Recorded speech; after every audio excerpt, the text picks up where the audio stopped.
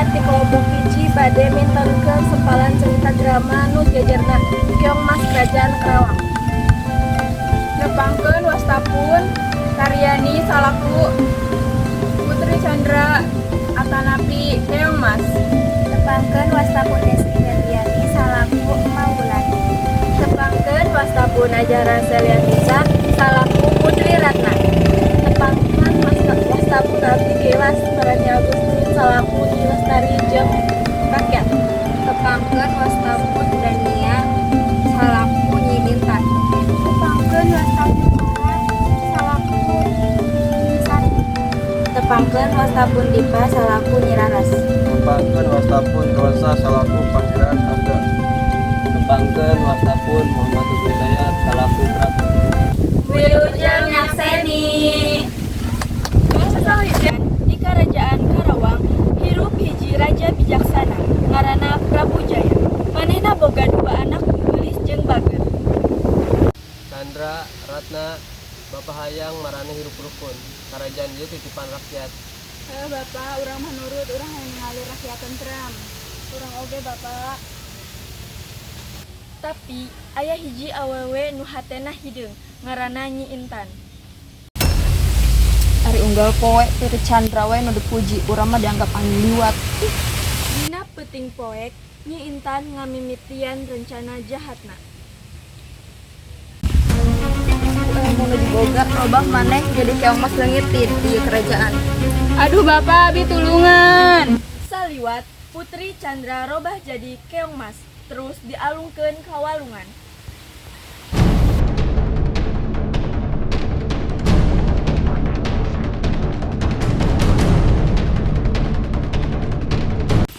Isukna aya nini nelayan sederhana ngaranna Emma Wulan.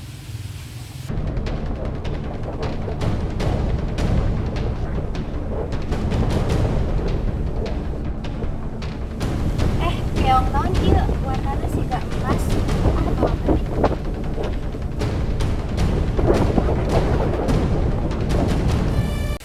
Unggal Emma Wulan mangkat, keong mas sok robah jadi mojang geulis.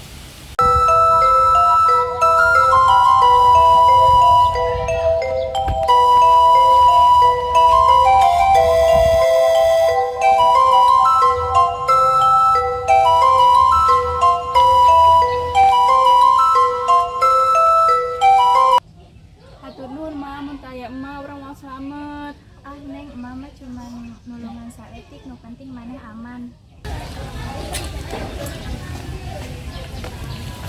Mak, geuning ayeuna mah ieu emak rapi we anu mantuan ge. Hehe, aya.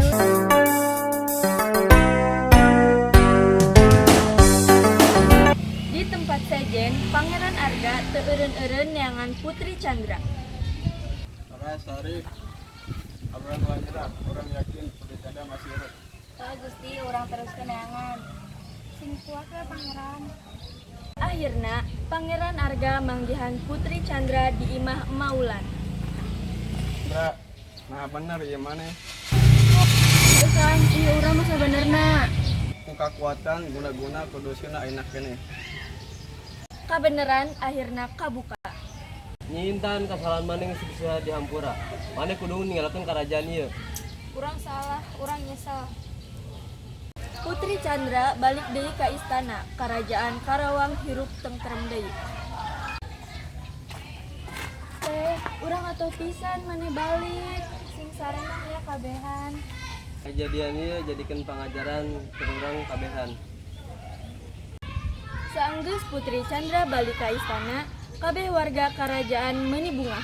Gamelan disasadakeun, bandera ngalayang, tanda karajaan geus leupas tina kasangsaraan.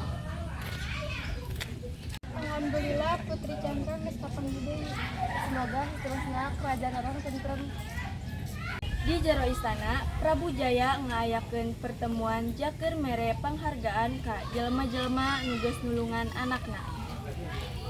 Bager pisan teh mah, ayeuna urang mah diangkat jadi nu ngajaga kerajaan. Nuhun Bapak Prabu, emangan bisa ngadoakeun sangkan kerajaan saterusna salamat. Putri Ratna nincak ka hareupeun lanceukna bari nyekel leungeunna. Teh, Hampura lamun salila ieu urang teu bisa nulungan nanaon. Teu nanaon Ratna, nu penting ayeuna urang bisa ngahiji deui.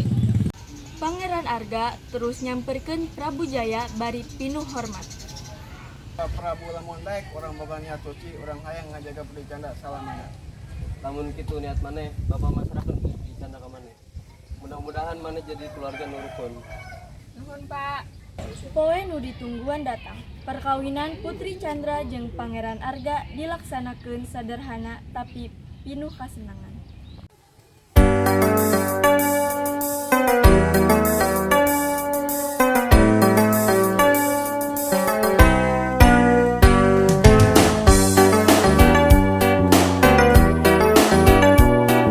Putri Candra hirup senang. Emak Wulan dipikanya ku kabeh warga. Jeung karajaan Karawang jadi karajaan anu adil jeung makmur. Carita ieu ngajarkeun ka urang kabehan dengki teh ngan bakal mawa cilaka. Sedangkeun kabageran jeung kasabaran bakal saterusna meunang ganjaran.